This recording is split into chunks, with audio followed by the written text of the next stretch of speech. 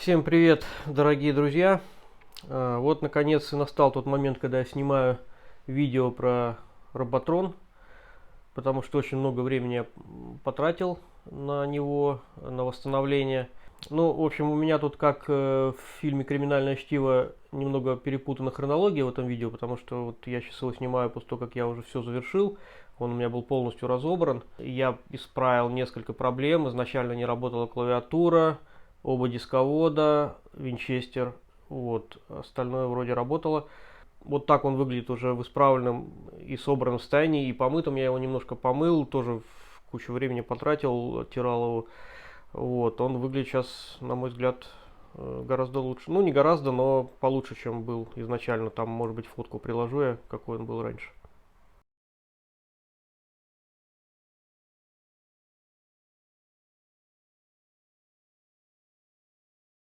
В общем, как это водится, после полной разборки и сборки остались запчасти лишние. Не знаю вообще, куда их ссылать. В общем, без них как-то собрал. Вот, но вот эта вот штучка, это отломалась от передней крышки. Вообще, я там дальше хвалю, как сделан корпус Роботрона, но вот передняя и задняя пластиковые крышки, они как-то крепятся, у них такие защелки, которые очень легко отломать. И вот это вот как раз то, что я показал, это одна из защелок. И в итоге, вот видите, тут вот не закрывается толком. Вот так она должна держаться. В общем, не держится. В общем, сейчас я покажу Роботрон 1834 в разобранном состоянии. Там расскажу, как и что я чинил. Вот, там чуть-чуть там небольшой обзор как бы того, что внутри есть. Вот, ну а потом мы запустим его, посмотрим в работе. Так, вот Роботрон в разобранном виде. Расскажу вкратце, что мы тут имеем. Материнская плата. В нее вставлены карты расширения. Тут 8 слотов есть. Вот сейчас вставлено 4 карты. Значит, вот это первая самая, это контроллер НГМД. Следующий контроллер жесткого диска. Вот жесткий диск. Вот НГМД 2 штуки. Видеокарта монохромная для вот этого монитора. И плата расширения памяти. В сумме тут вот эта плата плюс то, что на материнке, вот тут видно память, 640 килобайт. Винчестер MFM, не DE, как бы тут совсем другие у него разъемы, 2 шлейфа сзади и еще питание. Вот. Это дисководы DSDD, то есть на 720 килобайт. Блок питания. Монохромный монитор с зеленым свечением Роботрон. И клавиатура. Все это Роботрон фирменная. В дополнение к этим картам расширения у меня есть еще парочка.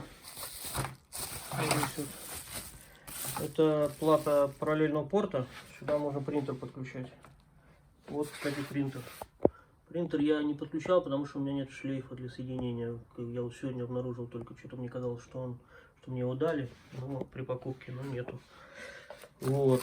И карта, вот от Винчестера. И карта, 2 последовательных порта. Я так понимаю, там для мышки или модема или чего-нибудь еще. Расскажу вкратце, какие проблемы были с Роботроном с этим. И потом включим. Значит, первая проблема была с клавиатурой. То есть, когда он ко мне пришел, вроде компьютер запускался, но ничего нельзя было сделать, потому что клавиатура ни на что не реагировала. Вот. Я по такому случаю даже вот осциллограф купил, там тыкал там везде в клавиатуре, там внутри, в компьютере в самом, там пытался просто понять, в чем косяк в клавиатуре или там на материнской плате что-то, что ее там обслуживает. Вот. В общем, так я это толком и не понял, но все-таки у меня сложилось впечатление, что дело именно в клавиатуре. В итоге я нашел где-то там удачно очень в интернете клавиатуру, купил ее, вот это уже другая. Вот, и она оказалась рабочая, с ней все прекрасно работает, а та старая, надо ее чинить. Следующая проблема была с дисководами. Вот 2 дисковода здесь есть. Ну, во-первых, у меня не было никакого софта, мне продавец не дал никакого софта к этому компу. И в итоге, ну, там мне пришлось погуглить. В общем, нашел я операционную систему, называется DCP, Disk Control Program, роботроновская операционная система, но это, в общем-то, клон MS-DOS 3.30. Вот, сделал имидж дискеты, вот для этого пришлось он там старенький Pentium задействовать. Вот, и в принципе с нее загружалось с диска А, вот, который справа. Вот. Но вообще, в принципе, дисководы как-то заводились один раз из 10 вот, при включении компьютера. То есть иногда вот они не заводились, и, ну и вообще как бы, то есть как будто их нету. Вот, иногда работали нормально. Вот, это именно то, что касается А. А вот левый Б, он не работал вообще. Точнее, даже там хитро было, если вставить дискету, то можно вывести каталог командой dir. Он выводит нормально, все показывает, но считать чего-то, там, вывести там файл на печать или ну, на экран, или там запустить программу не получалось, то есть ошибка.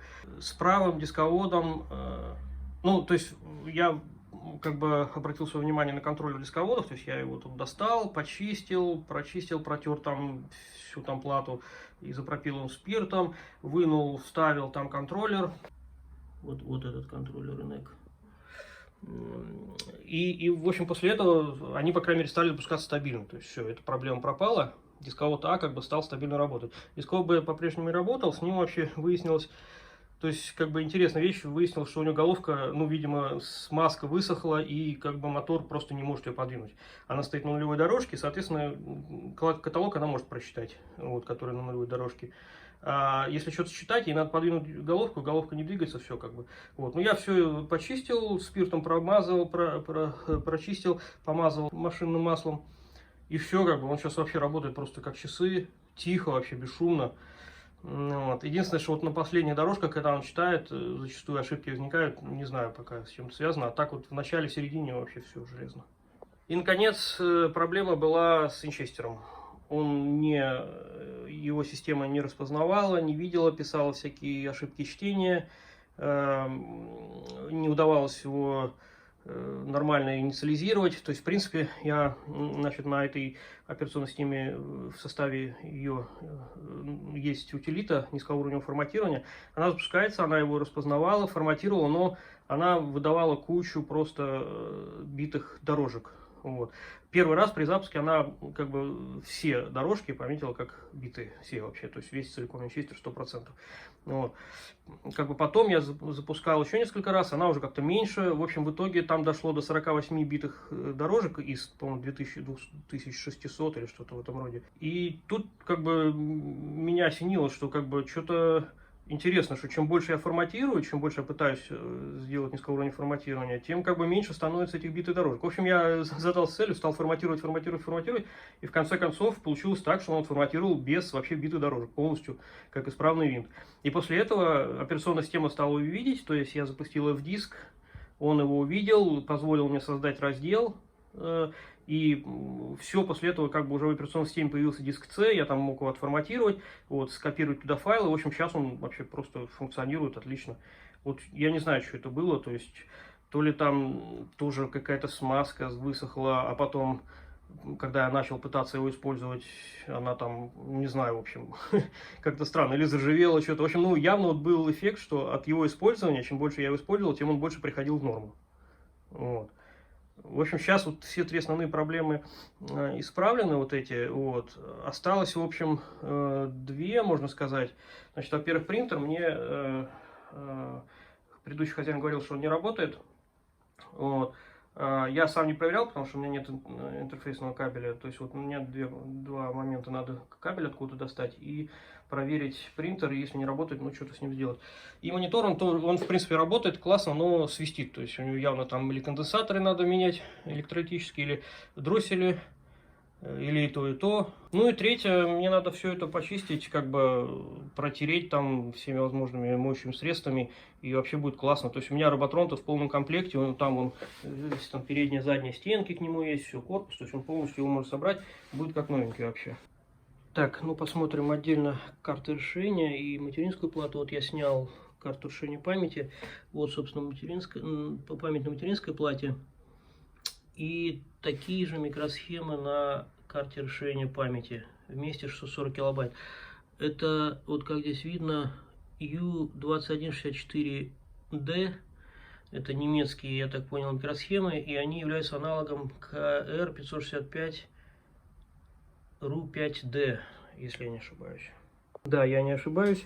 В Вот это ПЗУ, в котором, я так понимаю, содержится BIOS, операционная система, не операционная система, а материнской платы. Интересно, что он, ну, как бы он управляет компьютером, но его нельзя конфигурировать, то есть нету там пользовательского интерфейса, с помощью которого можно было бы конфигурировать там аппаратную часть, как в современных компьютерах, да. Вот, а вся конфигурация, вот она делается всякими такими вот джамперами, переключателями, перемычками. Они есть вот это на материнской плате, есть и вон там на контроллере дисководов, и есть и на контроллере винчестера. В общем, вот в те времена осуществлялась конфигурация вот так вот, с помощью пинцета там или просто пальцем переключать эти переключатели. Никакого пользовательского интерфейса не было. Смотрим дальше. Снял видеокарту. Вот, видеокарта. Это чисто текстовая монохромная видеокарта. Что здесь интересно? Вот этот разъем для кабеля монитора, да? И вот разъем для кабеля клавиатуры. Они идентичны вообще. И можно как по ошибке вставить не то в не то гнездо. И, как бы, насколько я знаю, это приводит к плачевным последствиям. Там что-нибудь сгорает. Вот. Так что надо быть внимательным с этим. Для этого роботрона есть другая видеокарта, цветная и графическая, очень крутая.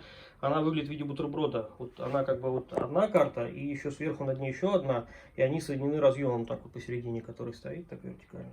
Но это такая довольно большая редкость. Вот не знаю, если найду где-нибудь, то можно будет полюбоваться цветным изображением, но надо, соответственно, монитор тоже цветной. Вообще я прочитал в интернете, что вроде как на этой, по крайней мере, цветной карте сигналы позволяют подключить современный монитор. Там RGB там есть, как бы, в общем, люди вполне успешно подключали современные мониторы.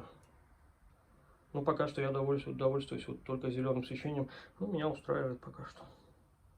Контроллер накопителя на жестком магнитном диске. Вот, MFM. Видите, два шлейфа. Это не для двух винчестеров, это один сигнальный, второй, ну точнее один контрольный, управляющий сигналы, второй данные. Вот. Этот кабель, оба кабеля у меня для одного винчестера, но вообще эта карта поддерживает два винчестера, тогда, соответственно, нужен другой кабель, на котором как бы больше разъемов для двух винтов. Вот. Тут вот есть вот опять же конфигурация с помощью перемычек. Вот. По две перемычки на винчестер. Вот, устанавливается топология, там сколько дорожек, сколько секторов в дорожках, сколько цилиндров и так далее. Контроллер гибких магнитных дисков на два дисковода. Вот этот контроллер NEC, контроллер NGMD. Вот я его вот вынул, почистил, ставил. Не знаю, вроде как помогло. Ну и в целом плата была. Вообще весь компьютер был очень сильно пыльный. Просто килограмм пыли оттуда вынул. Вот. Возможно, это тоже влияло на работоспособность. Сейчас все чистенькое. Более-менее. Ну и вот материнская плата без карт расширения. Значит, ну посмотрим, что здесь есть. Память. Микропроцессор. Это аналог 8086. Здесь ставились самые разные микропроцессоры. Вот, ну и, понятное дело, наш аналог. Как он называется-то? KR1810. VM86, что ли, по-моему, как-то так. Вот, NEC ставился, Siemens, может быть, еще какие-то, а вот тут вот у меня стоит, видите, HMS, MHS, прошу прощения, MHS, Matra Harris Semiconductors, это американский производитель, он там одно время там являлся оборонным подрядчиком правительства США, в общем, такая какая-то малоизвестная фирма, я вообще впервые про нее слышу, но вот здесь стоит ее аналог процессора Intel 8086. Вот. А вот это место для сопроцессора Intel 8087 или его аналога. Ну, здесь его нету. В некоторых роботронах, насколько я слышал, бывает. Слоты расширения. Вот это интересные слоты. Они как бы по 3 ряда, по 32 контакта в каждом. Вот. То есть такие очень проприетарные, казалось бы. На самом деле по сигналам, по функциональному назначению сигналов это ISA. Шина ISA 8-битная. Вот. И в принципе, то есть они только физически как бы разъемы не подходят. А в целом, если вставить переходник, то можно использовать, вставлять сюда ISA-шные карточки. И вроде даже люди так делали, но это вот надо, соответственно, паять и вообще откуда-то эти разъемы раздобыть. Вот это вот микроконтроллер. Немецкий аналог Xilinx Z8. У него там внутреннее АЗУ какое-то там, по-моему, что-то на 2 килобайта. И внешнее ПЗУ. Вот это ПЗУ. Короче, вот это вместе, они в тандеме обслуживают клавиатуру. Вот это ПЗУ контроллер клавиатуры, это как бы можно считать контроллер клавиатуры. Вот. Клавиатуру вот это реализует формат XT. То есть, по идее, несмотря на то, что у него такой экзотический разъем, вот он, да, DB9, DB9, вот, в принципе, можно использовать любую XT клавиатуру, если спаять переходник, вот опять же, для такого разъема. Потому что у XT клавиатуру, насколько я помню, там DIN 5 обычно. Но проблема в том, что XT клавиатуры, вот как я имел возможность убедиться, это сами по себе уже являются вообще ретро и редкостью. И когда они встречаются, то они стоят очень немало. Вот. Поэтому мне вот дешевле обошлась вот эта клавиатура. За 1100 рублей, по-моему, я ее купил. Вот. А XT-шная клавиатура, по-моему, сейчас может от 3 и больше стоить. Вот. Но еще интересный момент, что вот это ПЗУ, которое для вот этого контроллера, оно содержит, собственно, протокол обмена XT с клавиатурой. И если его перепрошить на протокол AT, то сюда можно подключать AT клавиатуру. И вроде люди так делали, я так не делал, но как бы прошивки эти есть, и если есть программатор, то вот она в кроватке вынимается, как бы перепрошивается, и получается IT клавиатура, а IT клавиатуру они уже, ну, любая современная клавиатура, она IT, то есть только переходник спаять и все, как бы. Вот такая интересная вещь еще. Вот, но тут вот красуются местами на некоторых микросхемах гордые надписи «Сделано в СССР», вот, «Сделано в СССР», «Сделано в СССР». Ну, правда, не на самой главной микросхеме, самая главная, как ни странно, американская. Ну, вот блок питания, ну, по поводу него я вообще как бы особо ничего не могу сказать, кроме того, что, вот, ну, изначально я вот, когда были проблемы с дисководами, которые там 1 из 10 раз запускались, я думал, что, может быть, с питанием что-то, что оно нестабильное там, вот, но я посмотрел, как бы, осциллографом, то есть оно вольтметром, я не знаю, оно выдает нормальное, хорошее, качественное питание. Даже вообще, я не знаю, можно, мне кажется, восхититься, спустя столько лет вот эта техника, вообще никто ее, судя по всему, не обслуживал, потому что она вся пыльная была, это я еще протер, тут было все гораздо хуже. Все работает, вообще стабильное питание выдает, вообще супер. Немецкое качество знаменитое, вот. И еще отдельно хочется сказать про корпус. Вот, ну, сейчас он там под столом. Вот, как он классно сделан, что там, ну, почти все разбирается без винтиков. Ну, винтики есть, конечно, но их мало, и в основном все держится на всяких там защелках, пазах там и так далее. То есть, откручивать надо очень мало. То есть, его разобрать компьютер очень легко. Вот это очень классно, потому что, ну, как бы разборность, это не всегда, как бы, свойство присущее, в общем, сложной технике. Про монитор тоже особо много не могу сказать. Вот было два вида монохромных мониторов. Вот один такой с двумя вот регулировочками тут внизу, и второй с одной только. Вот у меня с двумя, ну, не знаю, чем там они особо отличаются, насколько я почти одинаково. Вот единственное, что он металлический корпус. Вот. И у самого компьютера металлический вообще. Вот. Я читал, что Роботрон изначально пытались они делать пластиковые корпуса, ну, по крайней мере, для монитора. И даже были сделаны там какие-то пробные модели. Но их было выпущено всего несколько штук, ну, там, может быть, 10-20. Вот. И они что-то у них не пошло. То есть они не смогли освоить это производство и сделали в итоге металлические. И сейчас эти мониторы в пластиковых корпусах, они вроде существуют. Нет, они не существуют, они считаются, что их не осталось вообще. Вот. А были еще к Роботрону цветные мониторы, родные роботроновские цветные мониторы. И вот они существуют, но их буквально там существует вот всего считается где-то в районе 10-11 штук. Там 10 одной модели и еще один уникальный там вообще второй модели. И все. То есть это просто очень большая коллекторская редкость. Так, ну а теперь попробуем включить. Значит, включение, во-первых, вот у монитора очень неудобно расположен тумблер, он расположен на задней вообще стенке, там надо на ощупь. Вот, засвистел. На системном блоке вот здесь вот выключатель. Начинает разгоняться, очень мне нравится этот звук вообще классный. Как винчестер разгоняется и вентилятор там на блоке питания. Вот, идет тестирование памяти. Что 40 килобайт, там в итоге он напишет, что все окей. Вот.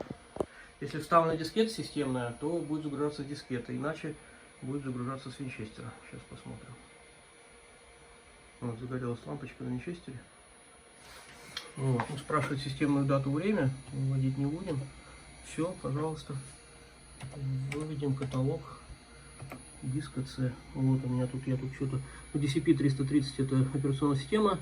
Config.sys AutoExec.bat, как обычно. Ну, тут я вот игрушки и утилиты какие записал. Вот давайте запустим какую-нибудь игрульку.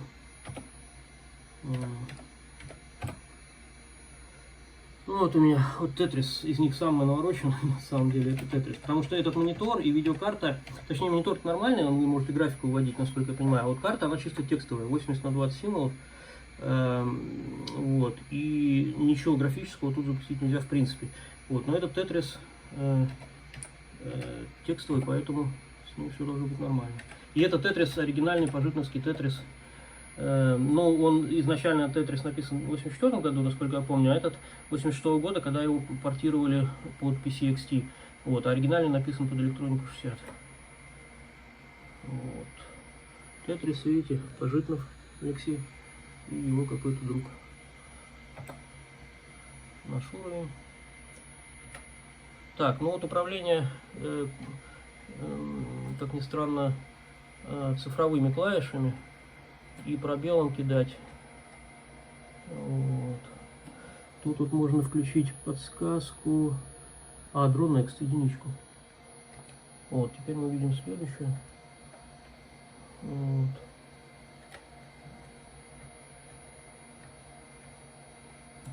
Ну, в общем, вот таким вот образом можно играть.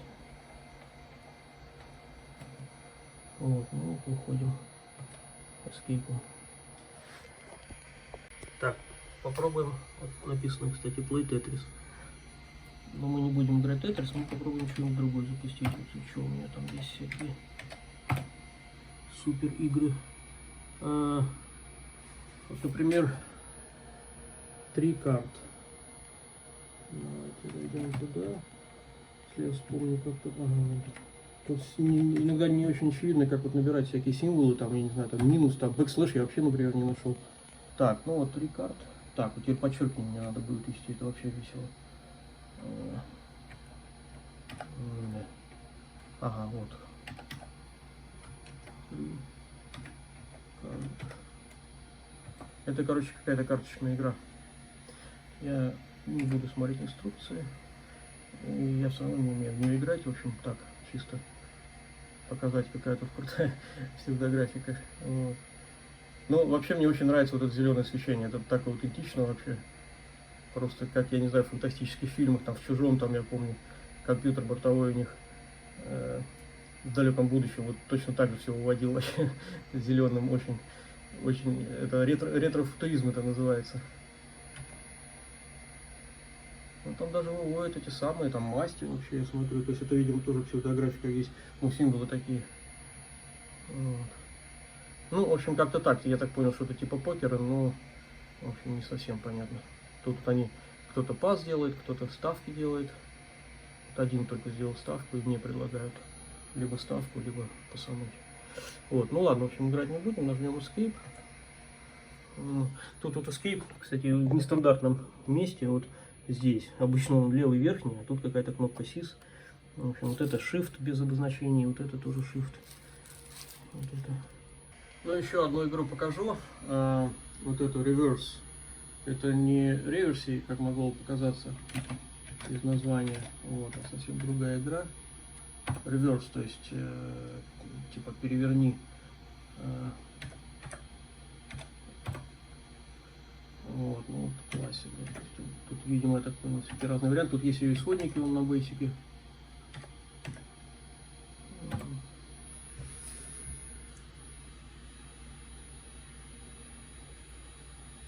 Предлагает правила, нет, мы правила не будем сейчас смотреть. Вот, короче, вот ряд чисел, их надо упорядочить. И мы можем делать операции, говоря, сколько цифр от начала этой последовательности мы хотим,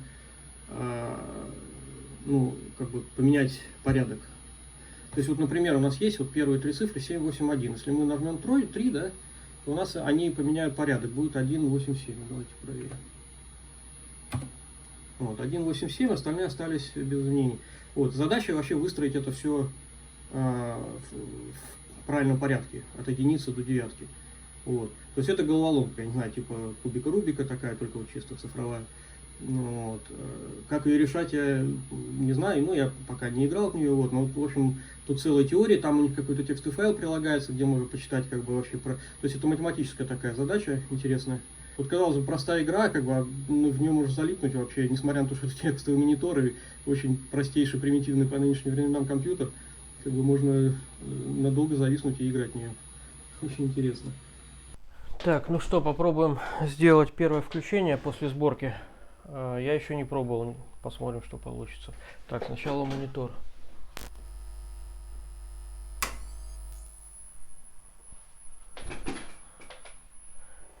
Так, привычно пищит, свистит. Запускаем. Угу. Лампочки загорелись. Power. Жесткий диск. Так, сейчас должно на экране что-нибудь появиться. Проверка памяти. Нагреется, надеюсь, появится. Хотя вот я вращал эти штуки. О, ага. Вот, есть. Тестируется память. Ну, поскольку винт работает, сейчас должна с винта пойти загрузка. Должна загореться, по идее. Ага, вот она попыталась с дисковода, диска нету, дискеты. Вот грузит с винта. О, ну все, отлично. Супер, загрузилось. Диск C, директория. Вот у меня есть кое-какие дискеты. Сейчас проверим, что работает дисковод. Дисководы. Так, ну вот эту сюда. Вообще оба должны работать. В разобранном виде работали. Так,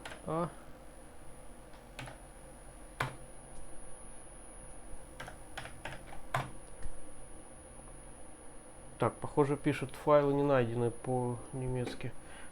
Ну, видим, пустая дискета. Хотя я не помню. Может, там должно быть что-то. Вот, тут что-то есть. Так, запустим программу Checkit. Посмотрим, что она нам напишет про этот компьютер. Так, Advanced Diagnostics.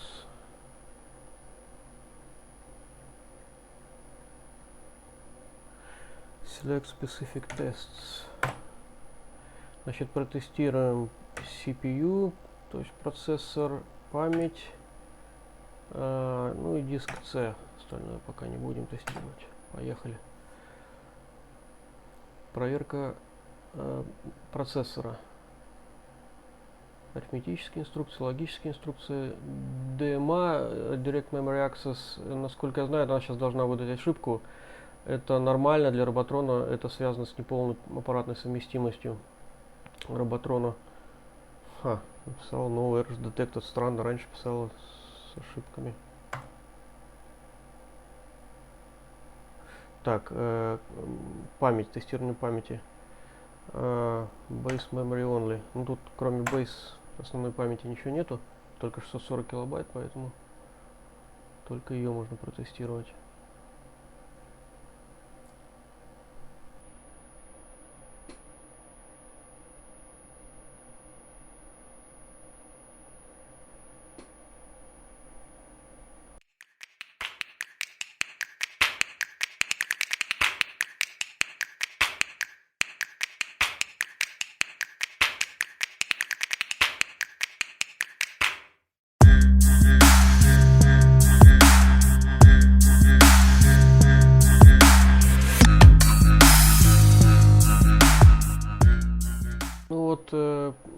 Checkit написал об одной ошибке чтения близко к концу диска, там 613 вроде цилиндр. В общем, вот такой интересный компьютер Robotron ES1834. Это был один из первых, или возможно даже самый первый компьютер в серии ES-PWM, которая разрабатывалась в странах СЭФ, Совета экономической взаимопомощи, под руководством Советского Союза. Это была серия компьютеров, копирующих IBM PC. Это были IBM PC совместимые компьютеры. Вот. Но в то же время этот компьютер стал последним для Роботрона. Он выпускался с 1988 по 1990 года. И в 1990 году, когда Германия объединилась, экономические преобразования, в общем, привели к тому, что Роботрон закрыли. И вот нам осталось только смотреть вот то, что осталось от него.